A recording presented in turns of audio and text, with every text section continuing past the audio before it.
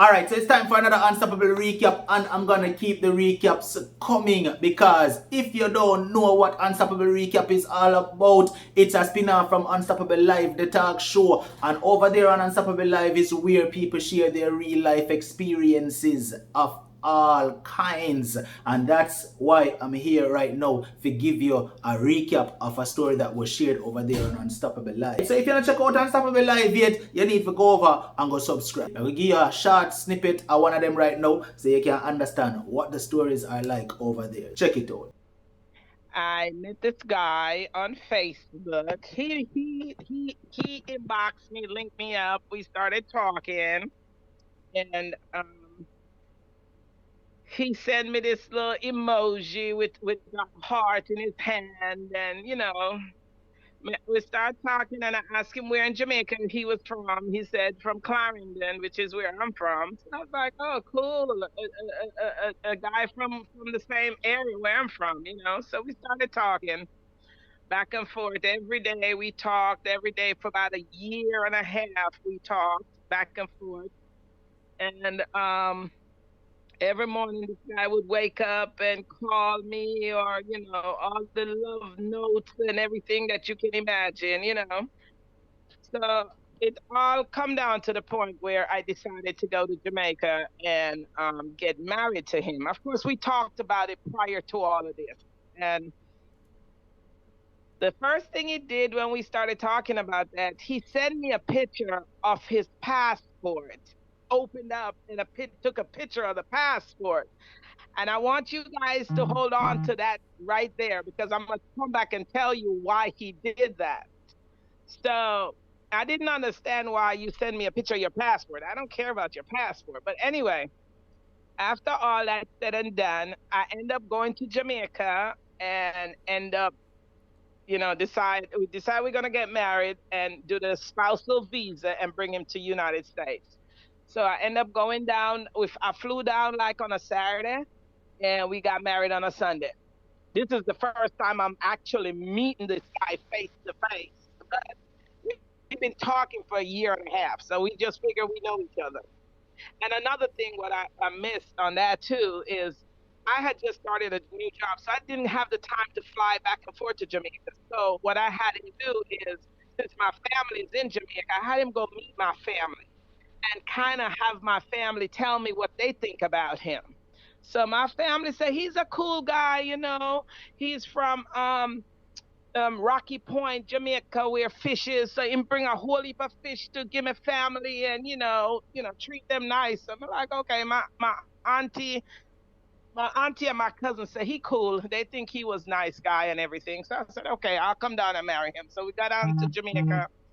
Um, After we got there, we end up like I say, plan the wedding for the next day, and we got married. As soon as I got married, we had dinner after we did the official wedding ceremony. Then we had dinner. After we had dinner, then it was time for us to take pictures. As soon as it was time for us to take pictures, I got sick. My head started spinning, start going in circles. I got really, really sick. And the Jamaican thing, they get white rum and rub you up and, give you water to drink and all of that. But none of that. I just really was sick. So he decided to take me back to the resort and get me take off the wedding dress. He said maybe the wedding dress is too hot since it's so hot in Jamaica. So anyway, we got back to the resort, and I went to take off the wedding dress and go lay down. We were supposed to have the wedding reception at the poolside at the resort that we were staying at. So after I laid there, and everybody, because we had family members that came down. We got married in Negril. So we had family members that came down from the country, from Kingston, to the wedding. So we all were going to spend family time and hang out. So after all of that was said and done, I went to lay down and I couldn't feel better. My head just keeps spinning. So I end up laying there. My daughter came down to Jamaica with us. My daughter came to the door and knocked and said, Mom, aren't you coming out to the pool party? to the reception. It's my wedding reception. It's my honeymoon night, you know? So, with all that being said, I got up to open the door for my daughter and I fell. I fell out. And I told my daughter, I need to go to a hospital. I need to go to a hospital. Something is wrong with me because this feeling is getting worse. It's not getting any better. So anyway, they end up rushing me to a hospital at Santa Cruz or somewhere, and we went to the hospital. End up spending my honeymoon night 3 nights in the hospital in Jamaica. Okay, here we go back to the husband. The husband was very attentive the whole entire stay in the hospital. He slept on a chair by my bedside. Like this man then went and got me manish water. He then got me jelly coconut. He took care of me. Like, oh my God, this man never go home. He never go back to the resort, go bed. He never do nothing. He did it with me the whole time. Someone said, wow, wow. My family was like, wow, he's a good man, a good somebody that, a good man. Mm-hmm. Anyway, anyway, he did all that 3 days in the hospital. I came out the hospital, and we now decide to move from Negril over to Montego Bay, closer to the airport. Because if I wasn't totally better yet, but if I got even sicker, then I could fly right out and at least get in the United States to get some medical care, whatever. The doctors in Jamaica said that the fish that I had at the dinner, that the fish had mercury on it, and if you eat fish with mercury, it will make you sick. And other people can eat the fish and it don't bother them, but you just have to eat the part that the mercury is on and it will bother you. That's what they say in Jamaica. But anyway, we went to Montego Bay, and we went to this resort, and it was a real expensive resort. And he decided he gonna pay for it. I deserve to have a nice, resort to stay at, because the where we stayed at in Negril was like a little villa. But now we had this real all-inclusive $500 a night resort. He said he got this. I said, dang, this man is, yeah. Anyway, he took care of that, and we booked in there for 2 nights. While we were there, I was laying down one night. Well, no, before the night. In the daytime, my kids, my son and my daughter was down there. They wanted to go to the craft market. He decided to take them to the craft market. I stayed in at the resort. So when my son came back from the resort, he said to me, Mom, I think you made a mistake. I said, why you say that? He said, this guy is always on the phone with somebody. He don't know who, but I think being a guy, his instinct can tell him he's on the phone with a woman. He said he's always on the phone with somebody. And when we were at the craft market, he was buying everybody gifts. It's like 6 or 7 of us who went down, and I think about 4 went to the craft market with him. So he was buying everybody gifts.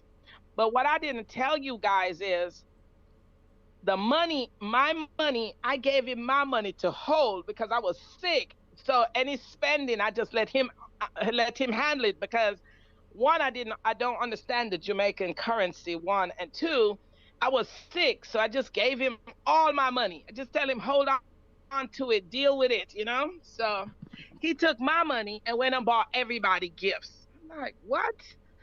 But then after that, my son also said he was at the craft market stealing the people them keychain and the people them, the little artifacts. I don't know how to say the word. All these little things that the people them have on the table. He was taking them up, putting in his pocket. I said, what?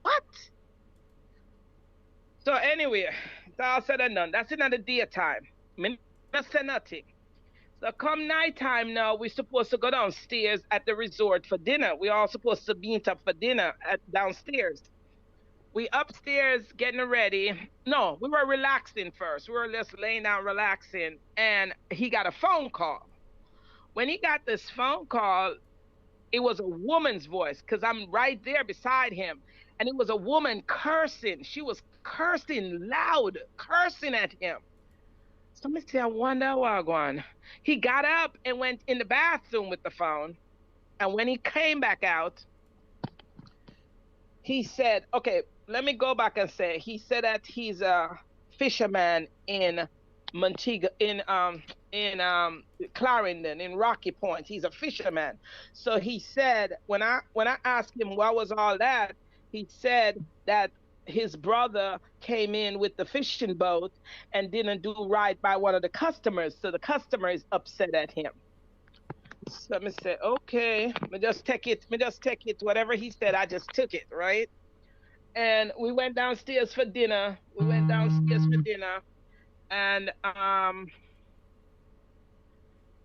my son keep pounding at me. And saying, Mom, something ain't right. As a man, I can tell you something ain't right. And I'm like, okay, son, it's my honeymoon. Give me a break. I just came out the hospital. I'm not trying to analyze nothing right now. So anyway, all said and done, and we got ready to leave Jamaica and come back to United States. I asked him for the balance of my money that he had. He crapped the attitude at me.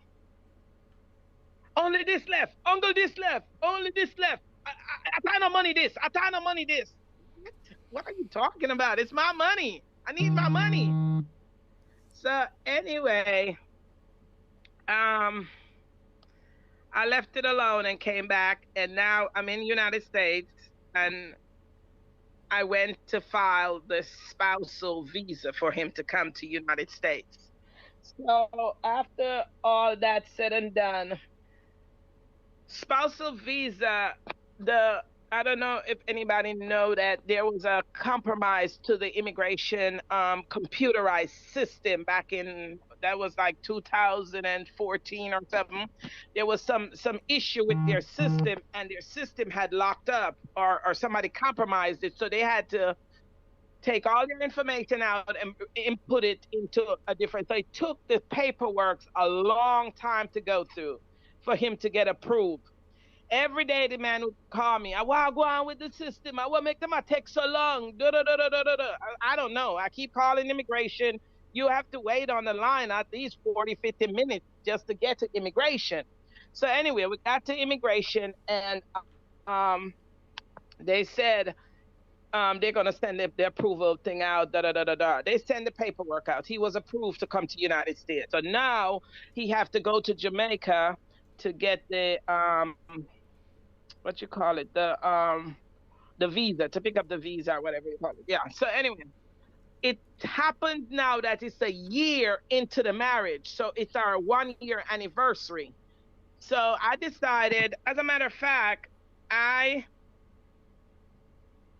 decided to go down. As a matter of fact, I went down to Florida on vacation, and when I was down there with my friend, I said, you know what? I'm a 1-year anniversary, and I should just surprise my husband and go to Jamaica. And my friend said, yeah, man, go on down there. So I said, well, we can't surprise him because I have to call him for him to pick me up at the airport. So anyway, we called him and said, hey, I'm in Florida. I'm coming down. So end up flying down to Jamaica for my 1-year anniversary. I was talking to my family. My family said, why don't you fly into Kingston? Husband said, no, I don't want you to fly into Kingston. I want you to fly into Montego Bay. So every time anything for God Jamaica, him don't want me to come through Kingston. He wants me to fly into Montego Bay. But he lives in Rocky Point in Clarendon. So I'm like, why do you want me to fly so far for you to drive 4 hours to pick me up instead of driving an hour and a half to get me from Kingston? He said, no, he wants me to fly to Montego Bay. All right, I'm flying to Montego Bay. We book into resort, and we're down there. 1-year anniversary, we end up at the, I think it's called the Jerk Center, for us to celebrate our 1-year anniversary. A cousin of mine was down there in Montego Bay, so I told him I was there. So he said, all right, me come out with you, me hang out with you. So my cousin came with me, and we end up going to the jerk center in Montego Bay the night. Now here go. Without a jerk center, and it was a karaoke night, and him and my husband stand up at my cousin and my husband stand up at the bar and drink, and so me sit down at the table, and me I put in on Facebook, oh, I'm in Jamaica celebrating my 1 year anniversary, happy anniversary to me and all this. I'm doing that on Facebook. And then all of a sudden someone inboxed me and said, somebody inboxed me and said, start talking to me. And when I say start talking to me, the person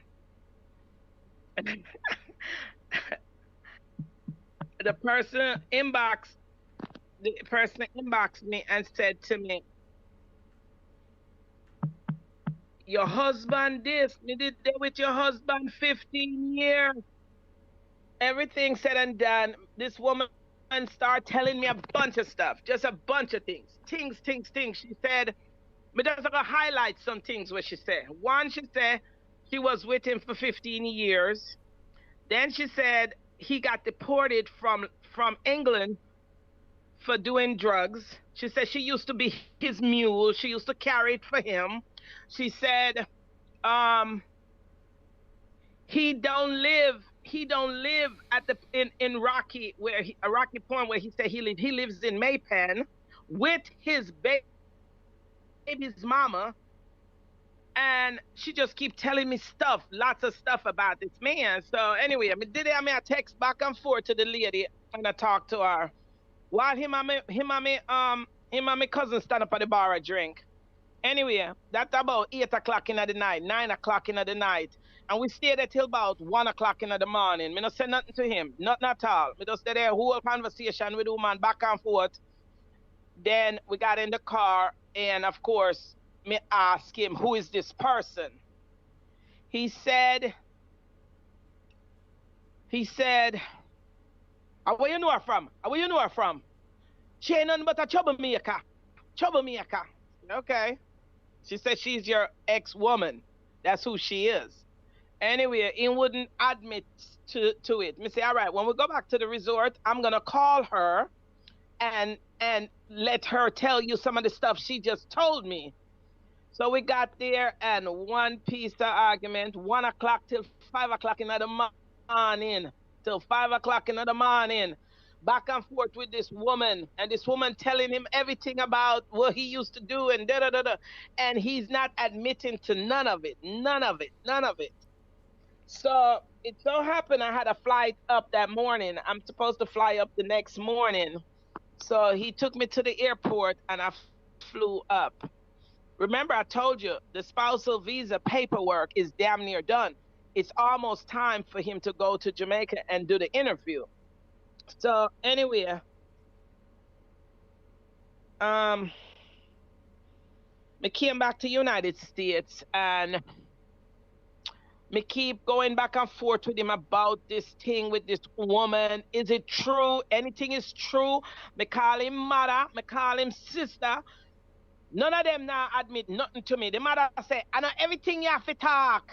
The sister say, me no know, me just know say me did that England and he go back to Jamaica. Me no know. He told me he left England because his mama husband died and he had to go back there and go there to support his mother. Like, that don't make sense. But anyway, that's what he told me. So everything said and done, I was getting ready to purchase a home because I had filed for him and his 16-year-old daughter to come up. So at this point, me say, hey, me need some money for down payment on this house. Me need some help. He said, me don't have no money. When me come America, me help you. Okay, me get a job and help you. So me say, okay. After me said that to him, about a week, maybe 2 weeks to max, he called me and said, you know, so them clone me card and thief $1.5 million of my money. I'm like, what? He said, yes, they stole $1.5 million out of his account. And I'm like, but last week me asking for some money for down payment for a house, and you say you don't have no money, but now you got 1.5 million Jamaican money, which is that would be about maybe about 13 to 15,000 American. So at this point, he said, I'm a life saving, and if me get sick, me and my picnic them get sick, and me need for get money for go hospital. This is the money me have to use. So I said, okay, okay. I just said okay, because me not gonna argue with you. Me not gonna argue with you. So it got to the point where me said to my daughter, me called my daughter the night, and me said to my daughter, my husband is pissing me off, but I'm just gonna leave it alone. I'm not gonna argue with him because he's gonna come to America. If you start arguing from your dad Jamaica, from him dad Jamaica, by the time he come here, him already build up animosity against me. So me not gonna argue with him. I said to my daughter, what I'm gonna do is I'm gonna pray to God for him to fix my marriage or delete it. Because remember, me have all this stuff for the woman then told me, and then now the money thing. So it's like just stuff right behind each other. Mm-hmm. So at this point, I talked to my daughter about that on a Thursday night. I called her and I mentioned that to her. On Friday night, his sister called me like 3, 4 in the morning, and she said, "Hey, your husband just had a little stroke, in the hospital. Them take him down to hospital." And I said, "What?" She said, "Him just had a little stroke." So when she said a little stroke, I'm thinking, okay, him just gonna be better. He'll be okay next day, whatever. Everything will be okay. That was Friday night. Then he got taken to the hospital. I kept in touch with his daughter and his mother. They were all at the hospital. And Saturday night, the same hour at 10 o'clock when I was talking to my daughter, his daughter called me and told me my husband just passed. Wait, hold on. So you try to say to me, say, you pray to God and ask God to fix it or take it away, and God answer your prayer? I got my daughter, and my daughter is a witness to that because I was on the phone with her, and I said, daughter, I don't want to argue with him. I don't want to argue with him. I'm just gonna pray to God for him to fix the marriage or delete the marriage. And that was Thursday night. Friday he had a stroke, and Saturday he was dead. Viewers, when you hear this, if she pray, I pray are powerful. Anyway, all right. All that said and done, yeah. A lot of this stuff where he told me, I end up, proving everything was all a lie. Remember me tell you, same send the picture of the passport. Mm-hmm. Here go the reason why he sent the picture of the passport to me as soon as we started talking. Because the woman told me that she paid the airport people 10 grand US for them not to stamp deportation in the passport. So that's why when I told you, as soon as we started talking, he opened up the passport and sent me a picture of the passport, and I didn't understand why. But the girl was saying that she paid, she brought the money to the airport to give to the people them, the immigration people them, to, how Jamaica is, you whatever, you pay money and you get anything you want, you understand? So just a lot of stuff. Remember I told you she said he lived at his house with the children's mom. So he got deported from England, and when he was in England, he sent money down to build a house for his children. So when he got deported, he have nowhere to stay. So he ended up building a house and living in that house. Building a room, building an additional room onto the house and living at that house with the children's mom. The way the lady explained it to me is that they were not officially together, but they all lived in the same house. So Here he passed away, and we got to go to Jamaica to the funeral. His sister called me and goes, how much pick him tell you same have? I said, just two. She said, well, me have to tell you this. A five pick him have, a five children he have. And I'm like, what? So I said, okay. Here this girl is posting on Facebook that my daddy just came and saw the baby and said goodbye and didn't know that this was the last time she was going to say goodbye. So let me tell y'all real quick about this little girl. When I just met my husband, I said, were you seeing anybody? Were you married? Whatever. He said, no, man, me not really see nobody. One guy did gone farm work. I mean, I check him, woman, but no, in the back. No, he's back in Jamaica, right? So this little girl, according to what his sister explained to me now, this little girl, it was him friend who got farm work in brethren. So when your brethren leave, your brethren say, yo, look over my family for me. Look over my wife and my son for me. So guess what? The man got farm work and the man got his visa to stay abroad. Now he trying to send for his family. The man did a DNA on you know how immigration do a DNA before you get the kids. A DNA was done, and the little boy was his, but the little girl was for my husband. The little girl wasn't the man's child. So the wife and the little boy was able to go, but the little girl stayed in Jamaica. She couldn't come. He couldn't sponsor her. So now this girl have a baby. Now, I didn't even know my husband had a grandchild at this point. Man, my husband is about the same age. I didn't know he had a grandbaby. So the girl posted it on Facebook. So the sister know that I have to come to Jamaica to the funeral. So I guess she cushioning the blow to let me know that there's other kids out there because he only told me he had two children. So now I'm going to Jamaica. I go to Jamaica and I walk up into the dead yard, and this little boy walk up to me and say, oh, I know you. I said, you know me? He said, yes, when you was in Negril and got married, my dad brought you by the mechanic shop that I work at and introduced me to you. I said, what? I know he went by a mechanic shop to get a light bulb, but I don't know about no. I didn't know about no kid that he had down there. But it was just constant, a whole lot of constant line, all this, the whole thing, the whole thing. Just like I told you, when I was in the hospital, he was right there by my bedside the whole time. He was just protecting his asset because at this point I was his meal ticket to get out of Jamaica to come to America. So he didn't want to know that I was in the hospital and die and he wasn't there, So anyway,